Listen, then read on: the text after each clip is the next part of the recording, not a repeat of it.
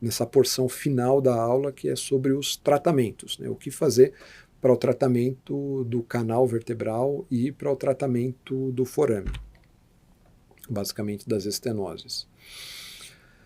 Como as estenoses existem graus variáveis, né, mais leves, mais acentuados, repercussões neurológicas variáveis, mais leves ou mais acentuadas, sempre o mais interessante é a investigação e a identificação desse problema num estágio inicial, porque quanto mais inicial, mais efetivas são as mudanças e menos invasivas, mais conservadoras elas são, com um sucesso bom aí na qualidade de vida desse paciente. As intervenções dadas para o tratamento dessas questões seguem um grau de complexidade crescente, né, como o bom senso na medicina pede. Do conservador, passando pelo tratamento minimamente invasivo e o tratamento cirúrgico. Claro que, dados da repercussão neurológica, sobretudo dados pela eletroneuromiografia, eventualmente, né, ou até pelo exame clínico, o que eu quero dizer com isso? Na eletroneuromiografia, uma desnervação ativa, ou um paciente com alteração de força muscular, ou um paciente com alteração esfincteriana, já falando a favor de uma compressão muito acentuada, obviamente que a gente não vai ficar fisioterapia, você já move o paciente de forma mais rápida para os tratamentos mais anatômicos. Mas, de maneira geral, a imensa maioria dos pacientes, né, quando do diagnóstico, a gente consegue trafegar por essa escada crescente de complexidade, do tratamento conservador, passando pelo minimamente invasivo, até o tratamento cirúrgico. No que vai se basear o tratamento conservador? Em medicações, e aí medicações tanto sintomáticas, analgésicos, anti-inflamatórios, relaxantes musculares, e eventualmente medicações da classe dos anticonvulsivantes e dos antidepressivos, para tentar normalizar ou tentar ajudar na condução desse impulso neurológico, né, desse nervo que está sendo comprometido, ou na raiz nervosa, no caso de uma radiculopatia, ou do canal aí, multiradicular, no caso de uma estenose de canal. Fisioterapia, estabilização de coluna, né, num estágio onde o paciente já esteja melhor, eventualmente num estágio inicial, até para promover uma analgesia, promover uma mobilização neural, promover uma soltura miofacial, né, todos esses passos extremamente importantes nesse contexto de reabilitação e nesse contexto do tratamento conservador, que é o que tem efetividade até na maioria dos pacientes. Uma vez melhor também, exercícios terapêuticos podem ser instaurados, podem não, devem ser instaurados, né?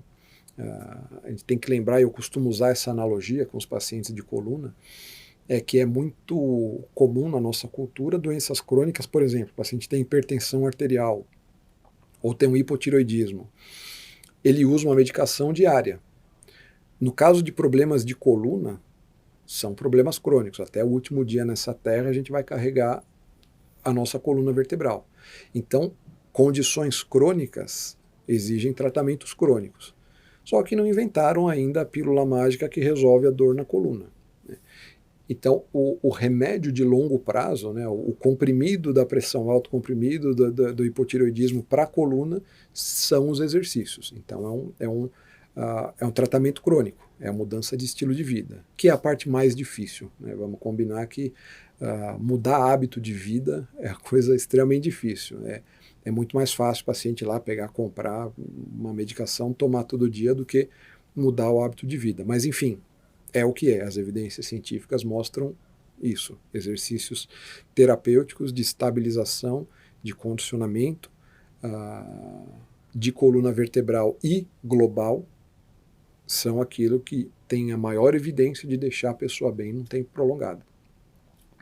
Outras modalidades aí, como acupuntura, terapia por ondas de choque, por exemplo, também estão aí nesse rol de tratamentos conservadores, que podem ser usados normalmente como coadjuvantes aí num plano, num horizonte de estratégia de reabilitação e de manutenção desse paciente.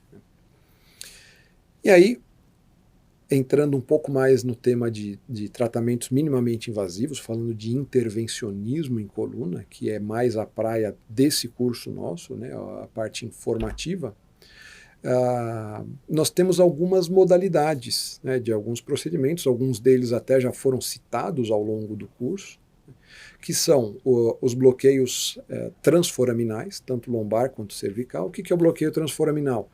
É eu, com auxílio de uma cânula especial, colocar a medicação banhando essa raiz nervosa, tratando uma radiculopatia, e a região o acesso transforaminal também é uma região de acesso ao interior do canal, e eventualmente eu consigo dar uma sobrecarga de medicação no interior desse canal para tratar a estenose central também. Existem outros modelos de bloqueio, outras vias de acesso, sim, existe bloqueio caudal, existe bloqueio translaminar, interlaminar.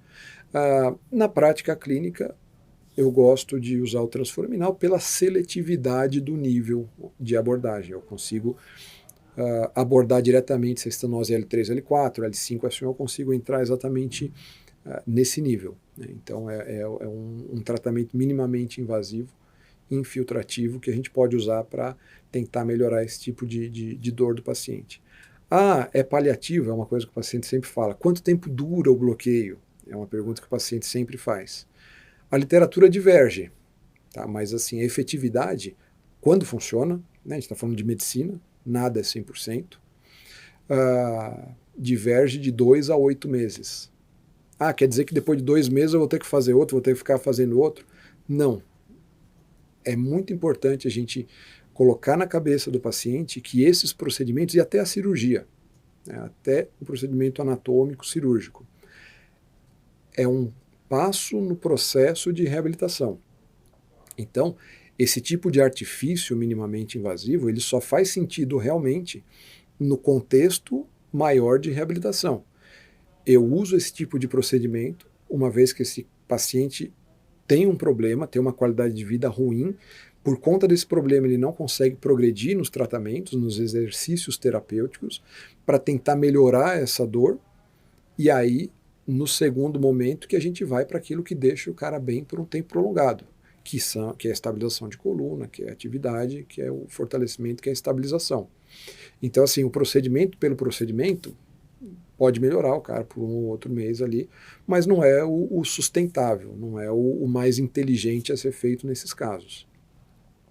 Outra pergunta que o paciente faz, não, mas você mexe no disco, você tira o disco? Não, os procedimentos infiltrativos, eles têm por meta agir no aspecto funcional. O que eu quero dizer com aspecto funcional? Eu costumo dividir os pinçamentos nervosos, né, as estenoses, os estreitamentos, em anatômico e funcional. O que é o anatômico? O anatômico é aquilo que a gente vê na ressonância. É o disco deslocado, são as hipertrofias, são as deformidades causando impacto na estrutura neurológica. Só que existe também um aspecto funcional. O aspecto funcional é o edema, é a inflamação que esse deslocar das estruturas causa. Até porque ela vem vindo, né, as estenoses, elas vêm pouquinho em pouquinho ao longo de muito tempo. E aí chega no momento que é a gota d'água que transborda o copo. Então, assim, quando por alguma movimentação inadvertida, por algum peso que o paciente pegou, por uma noite mal dormida, quebrou-se esse equilíbrio, gera uma inflamação local. Esse edema edemacia disco intervertebral, que já está deslocado, edemacia nervo, que já está comprimido, e tudo edemaciado ali no local piora a compressão. São estruturas edemaciadas no espaço finito e no espaço pequeno. Os procedimentos infiltrativos, eles agem nesse componente funcional. Então, assim, eu posso fazer essa infiltração para reduzir o edema, e num espaço pequeno e rígido, 1 milímetro que eu regrida ali, já cai a pressão de forma importantíssima, e muitas das vezes é o necessário para a redução da sintomatologia desse paciente. E aí sim, iniciar a atividade terapêutica de estabilização de coluna e assim por diante. Então, existe uma segurança de que é 100% de que vai funcionar? Naturalmente não. Como eu disse, existem esses dois fatores. Se o fator anatômico for o preponderante, eu posso fazer a infiltração, eu posso regredir esse edema só que o fator anatômico não foi mexido, né? Mesmo regredindo o edema, ainda a compressão é de uma magnitude tamanha que não é capaz de melhorar a dor desse paciente. E isso é um indicativo de que, se eu quiser melhorar, não estiver tendo sucesso na evolução com esse paciente, aí eu tenho que mexer na anatomia. Como eu mexo na anatomia? Cirurgia. E dentro do rol das cirurgias, ainda existem cirurgias menos invasivas. Aí nós vamos falar ao longo desses próximos diapositivos. Então, para esses procedimentos minimamente invasivos, normalmente a gente faz em sala de procedimentos específicas para isso, ou em centro cirúrgico, né, onde a gente tem esse aqui é um hospital aqui de São Paulo, uma maca de fibra de carbono que é permeável ao raio-x, uma câmera de raio-x em tempo real, que é o C-arm, né, o arco em C, um radioscópio, que emite um raio-x enquanto eu piso no pedal e em tempo real eu vejo na tela aquela estrutura. O radioscópio é fundamental para eu guiar o meu instrumental com segurança até a região, ou através do forame, ou para o interior do canal, de forma segura ao paciente. Outra coisa, sempre que acaba o procedimento, o paciente pergunta, o que você viu lá? Está muito ruim, não está? O raio-x, ele é um raio-x, ele vê osso. Então tem os pontos específicos, os landmarks ósseos, que a gente usa para fazer o procedimento, mas ele não dá a definição de disco intervertebral, mas é o nosso instrumento. Naturalmente, quem está fazendo o procedimento precisa de uma proteção radiológica, tanto para olhos, quanto para tireoide, para corpo. Para o paciente que vai fazer isso, eventualmente, o tanto de radiação que é feito, que é recebido, não é algo significativo, é menos até do que fazer uma tomografia de tórax, por exemplo. Mas para o intervencionista, para quem está fazendo 30, 40, 50 vezes por mês esse tipo de procedimento, aí sim é necessário essa proteção e esse cuidado para conseguir fazer por bastante tempo com saúde. Os medicamentos e os instrumentais têm que ser específicos, né? É uma coisa muito precisa, existem estruturas nobres passando lá, a parte neurológica, a parte vascular, canal vertebral, então não tem espaço para gambiarra, não tem espaço para acho que dá, não tem espaço para vai esse remédio aí mesmo, então tem que ser uma coisa muito bem pensada e muito direcionada e própria, né? E aqui eu trouxe alguns vídeos para deixar a coisa um pouco mais ilustrada. Isso aí é um procedimento lombar, né? Então, o procedimento que a gente faz aqui no centro cirúrgico é um procedimento possível de ser feito sob sedação ou com anestesia local no paciente. Então a gente faz a limpeza da pele do paciente com clorexidina. Aqui eu estou colocando o campo fenestrado, né? A gente faz uma técnica estéril naturalmente, eu estou fazendo uma via de acesso direta para o interior do espaço epidural do paciente. Meu radioscópio angulado eu consigo ver a região do forame, marco com a pinça para não ficar recebendo radiação na mão, faço um botão de anestésico aqui local, né, na pele desse paciente. Depois do botão de anestesia a gente dá um tempinho para ação, e aí eu coloco a minha cânula. Uma vez que eu coloco a cânula, eu vou sob visualização do raio-x ali na tela de trás que eu estou olhando, eu vou guiar para o interior do forame. Só que o raio-x é uma imagem bidimensional e a coluna é uma estrutura tridimensional. Como que eu consigo resolver esse problema? Eu guio até certo ponto e depois eu tenho que fazer uma outra imagem aqui. Então você vai ver o braço do arco cirúrgico se movendo para a posição AP, para o anterior posterior. E aí eu já tenho o trajeto da minha cânula e agora eu tenho uma imagem em AP aqui no detalhe do raio-x na entradinha do forame. Aí no momento mais delicado, eu uso a mão para aproximar até o local que eu julgue correto. E como que eu vou ter certeza? Colocando contraste. O que é contraste? É um líquido opaco ao raio-x. E eu faço esse contraste live, né, em tempo real, vou injetando e vou ligando a câmera de raio-x. Aqui teve uma coisa interessante que foi um vaso sanguíneo. Então eu aprofundo um pouco mais, e aí olha aqui a imagem da minha raiz nervosa, o negativo da minha raiz nervosa, ou seja, eu estou com a medicação banhando a raiz. Isso aqui se chama subtração digital, ela nos ajuda justamente para se evitar a injeção intravascular. Por quê? Os casos trágicos, né, caso trágico eu digo infarto medular, alteração, lesão vascular de artérias que nutrem a medula, elas se dão por injeção inadvertida ou lesão inadvertida dentro desse espaço vascular. Então a subtração, ela dá um nível a mais de segurança para a realização desse tipo de procedimento, justamente para evitar essas alterações que são extremamente raras, porém catastróficas. E na coluna cervical é possível de se fazer o procedimento transforaminal? Sim, exatamente na mesma forma que nós fazemos a lombosacral, porém com o paciente no decúbito lateral, aqui a imagem do raio-x, ajustando o raio-x direitinho para a face, para a imagem lateral. E a grande questão do procedimento cervical é que eu uso ela em um plano só. E como que eu sei a profundidade? A profundidade eu sei tocando com o meu instrumental, tocando com a minha cânula no processo articular superior. Então, uma vez que eu toque o periósteo, uma vez que eu esteja com o meu instrumental no osso, eu sei a profundidade que o meu instrumental está. Uma vez que eu sei a profundidade, eu só escorrego ela para dentro do forame. E por que a técnica é diferente na coluna cervical? Porque lá dentro, né, um pouco mais profundo, na coluna cervical, existe uma estrutura que chamam, né, que são bilateral, as artérias vertebrais. E o que as artérias vertebrais suprem? O encéfalo. Aqui a gente vê a imagem do contraste e aqui a imagem da subtração digital.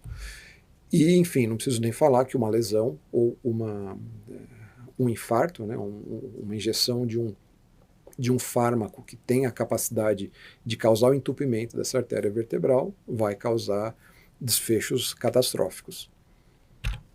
Mas com a técnica correta, sim, é uma coisa extremamente possível, extremamente factível, e é o que nós fazemos no dia a dia para o tratamento das estenoses, né, que não são só no canal lombosacral, podem ser também na coluna cervical, tanto foraminal, causando uma radiculopatia, com repercussão em membro superior, quanto no canal central.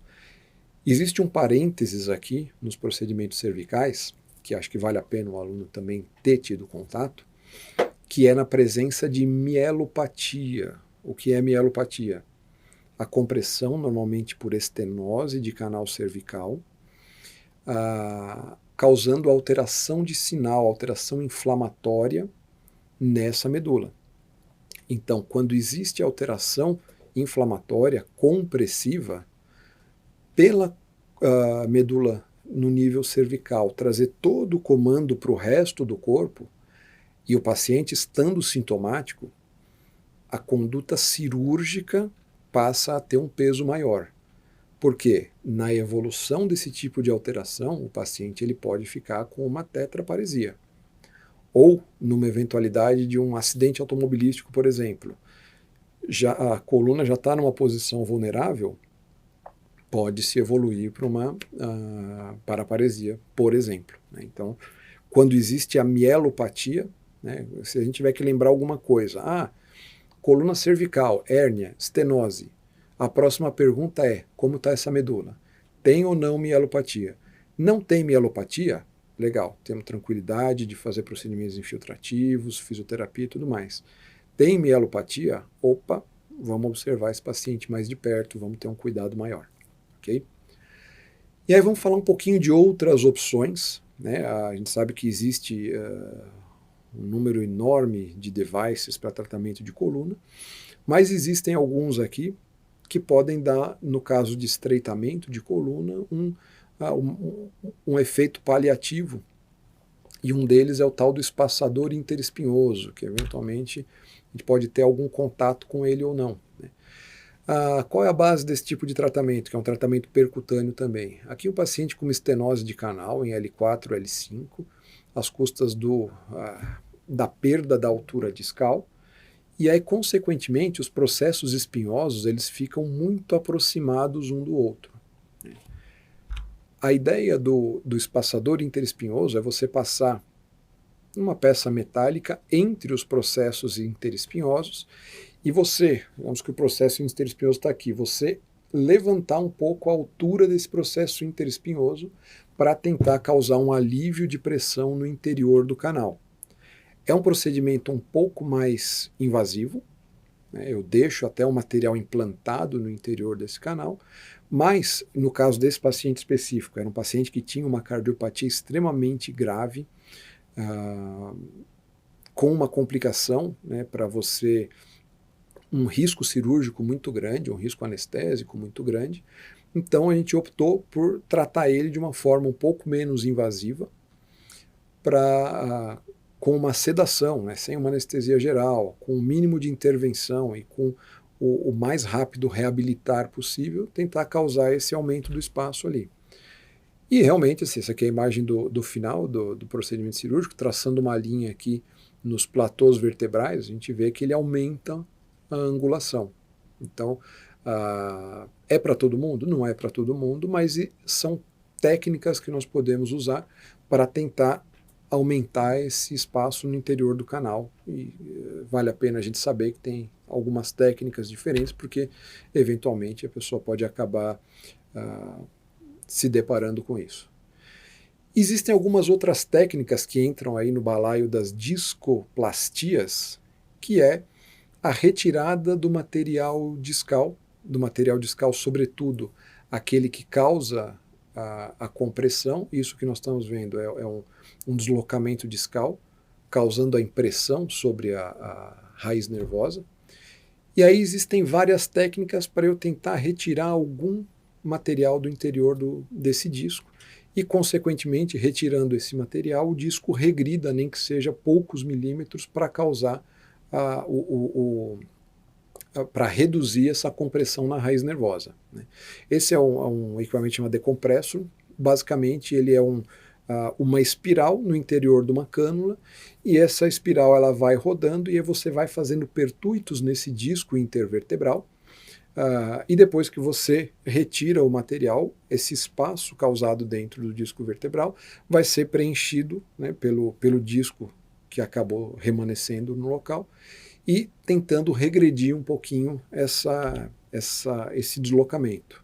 Existem outras técnicas aqui. Essa daqui, por exemplo, é a chamada hidrodissectomia, né? O anterior é a dissectomia mecânica percutânea. Você não abre, você simplesmente coloca esses equipamentos. E essa aqui é a hidrodissectomia. Também acontece de forma percutânea, só que a cânula especial aqui do hidrodissector, ele consegue turbilhonar a água numa velocidade muito grande, de forma que ocorre o chamado efeito Venturi. O que é o efeito Venturi? Efeito Venturi é o vácuo causado pelo deslocamento de um corpo em alta velocidade. De forma análoga, acho que a analogia mais fácil de se pegar é aquela quando a gente está esperando o metrô ou o trem. Se você está bem próximo da plataforma e depois que o trem acaba de passar, a sensação que você tem é que você é sugado para frente, né? Esse é o efeito Venturi. Então, pensando nesse efeito, foi criado esse device aqui que também, através de punções nos discos, você liga, você turbilhona essa água, e aí ela vai, além de retirar o material, ela causa um pouquinho dessa sucção do material discal para tentar promover essa diminuição do deslocamento discal e, consequentemente, a redução da compressão na raiz nervosa, né? Esse tipo de procedimento, naturalmente, ele acaba sendo usado para tratar o disco intervertebral. Não faz sentido algum alguém que tenha uma estenose às custas de hipertrofia facetária, de hipertrofia de ligamento amarelo, fazer esse tipo de procedimento se o componente discal não for o mais importante. Então ele acaba sendo muito mais usado para as estenoses foraminais, né, quando o deslocamento discal não é de uma magnitude tão grande. Na verdade, nós vamos falar um pouquinho aqui mais adiante dos procedimentos endoscópicos que vieram e com uma tendência de substituir esse tipo de procedimento. Hoje, faz muito tempo realmente que eu não faço uma dissectomia percutânea, justamente porque com a segurança e o avanço das endoscopias em coluna, acaba sendo uma ferramenta muito mais efetiva e valiosa, com um risco baixo a essas alternativas. Mas é sempre importante nós sabermos que existem esses tipos de intervenções. E a endoscopia, depois a gente vai ter um momento para falar sobre elas. Aqui no caso, um paciente com uma hernia extrusa L5-S1 e na imagem da direita, a remoção dessa hernia de disco. A endoscopia ela funciona através de um corte e a passagem de uma pequena cânula, né, uma camisa de trabalho, que basicamente da espessura vai de uma caneta Bic. Você faz essa via de acesso, existem algumas vias de acesso possível até chegar ao disco intervertebral, e com o mínimo de manipulação das estruturas, principalmente ósseas, da lâmina, né? Você não precisa fazer uma laminectomia ampla, com o mínimo de secção, né, de corte de estruturas musculares. Então você não precisa fazer um corte grande como uma cirurgia convencional. Você faz um pequeno corte e a cânula, ela parece uma ponta de caneta. Ela não vai rasgando o músculo, ela vai achando o seu espaço através das fibras. Consequentemente, com menos lesão muscular, você tem uma recuperação mais rápida desse paciente.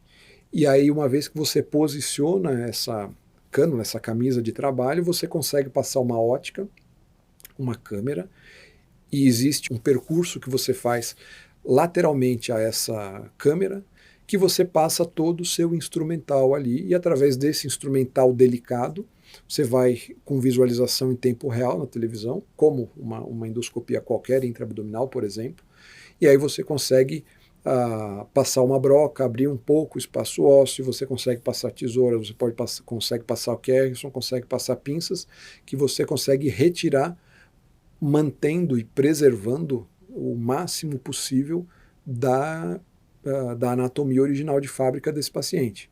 Consequentemente, reduzindo, no caso desse paciente aqui, vê que tem uma estenose importante, né? Você retira a hérnia e no dia seguinte esse paciente já está indo embora para casa com uma situação de descompressão desse canal e descompressão dessa raiz nervosa.